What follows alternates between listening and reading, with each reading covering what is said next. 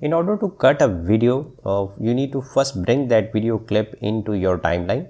Now in this video clip you can see that in the audio section we can easily find out that the video or the audio is starting from this place. So we need to cut this initial portion of the clip. So I'll bring this playhead line over here, and then I'll just press this scissor icon, and then the cut would be inserted, or the clip has now been divided into two parts. Now I can simply press a delete button to delete the left clip, or else I can go and click this ripple delete, which will move the clip towards the left side and there will be no gap within the video. Again, here we can see that there is a silence, so I'll just make a cut here and then move the playhead forward and then make a cut here, and now again I can simply right click and do the ripple delete. Filmora by far is perhaps the best video editor for the beginners, and if you are new into the video editing, I would highly recommend that you buy this Wondershare Filmora because they keep giving the new updates. So you can download from their official websites. The link is there in the description below. In any case, thanks for watching. Like, share and subscribe.